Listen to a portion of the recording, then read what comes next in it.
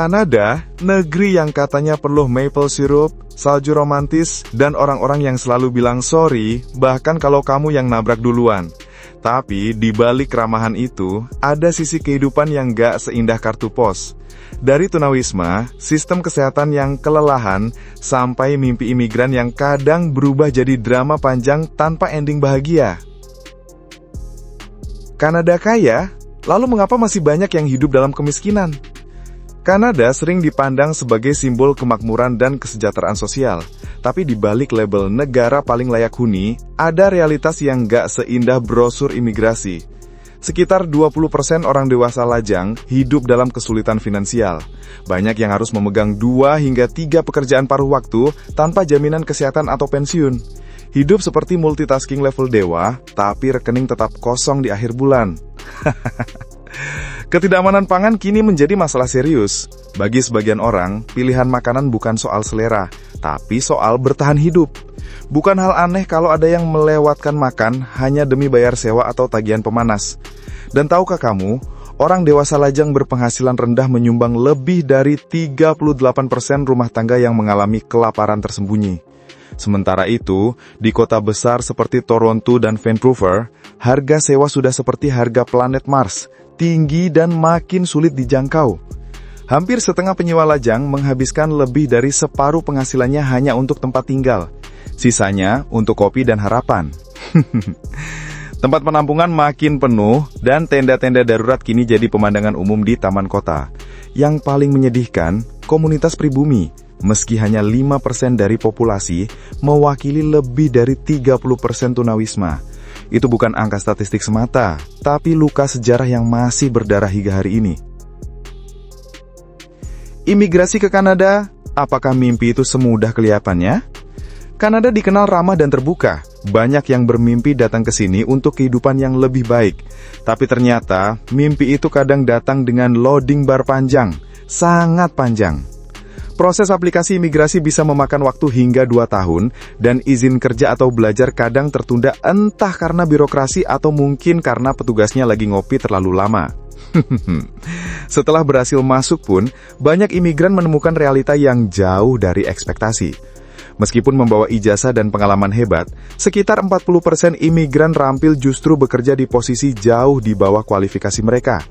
Dokter jadi sopir taksi, insinyur jadi kasir, guru jadi barista. Bukan karena kurang mampu, tapi karena sistem yang belum siap menerima potensi mereka. Di sisi lain, program pekerja asing sementara juga punya sisi kelam. Beberapa pekerja harus hidup di kondisi minim, bekerja berjam-jam tanpa perlindungan hukum memadai. Status visa mereka terikat pada satu majikan, membuat mereka takut melapor jika diperlakukan tidak adil. Karena sekali ngomong, bisa langsung tiket pulang gratis. Dan jangan lupa biaya hidup. Tahun 2023, sewa apartemen 2 kamar sederhana di Toronto mencapai lebih dari 3.300 KAD per bulan. Bagi pendatang baru, tekanan ini bisa cepat mengubah mimpi tentang hidup baru di negeri harapan menjadi perjuangan untuk sekedar bertahan hidup. Layanan kesehatan kelas dunia? Lalu mengapa pasien harus menunggu berbulan-bulan? Sistem kesehatan Kanada sering disebut sebagai model ideal dunia. Gratis, universal, dan katanya adil untuk semua. Tapi itu di atas kertas. Di lapangan, banyak pasien merasa sistemnya lebih menunggu universal daripada perawatan universal. Pada tahun 2023, rata-rata pasien harus menunggu lebih dari 6 bulan atau 27 minggu dari rujukan dokter umum hingga bertemu spesialis atau menjalani operasi. Di beberapa provinsi seperti Nova Scotia, waktu tunggu bahkan mencapai 40 minggu. Bayangkan, rambut bisa tumbuh panjang 2 kali lipat sebelum jadwal operasi datang. Pendatang baru pun menghadapi masa tunggu 3 bulan sebelum dapat asuransi publik. Selama itu, semua biaya kesehatan harus dibayar pribadi. Dan kalau apes kena sakit gigi atau infeksi mata, siap-siap. Karena perawatan gigi, mata dan obat resep tidak termasuk dalam cakupan dasar. Lebih dari 6 juta warga Kanada bahkan tidak punya dokter keluarga tetap. Tanpa perawatan rutin, mereka harus antri di klinik darurat yang penuh sesak. Jadi, kalau kamu pikir antri bubble tea lama, coba antri layanan kesehatan di sini. Level sabarnya beda. Kesenjangan ini menyoroti jurang besar antara cita-cita layanan kesehatan universal dan kenyataan harian yang penuh frustrasi. Sejarah yang masih menyakitkan, kisah Kanada dan masyarakat adat. Di balik semua keindahan dan kemajuan, Kanada masih bergulat dengan luka lama, perlakuan terhadap masyarakat adat. Dari sejarah kolonialisme hingga sekolah asrama yang memisahkan anak-anak dari keluarga mereka, luka itu masih terasa hingga kini. Bagi banyak komunitas adat, perjuangan bukan hanya soal ekonomi, tapi soal identitas dan martabat yang direbut. Sementara dunia memuji Kanada sebagai negara paling sopan di bumi, banyak warga aslinya masih menunggu keadilan yang belum datang. Sopan itu baik, tapi keadilan lebih penting daripada sekedar sorry. Jauh sebelum batas-batas modern ditetapkan dan kota-kota dibangun, tanah yang kini dikenal sebagai Kanada adalah rumah bagi peradaban adat yang berkembang.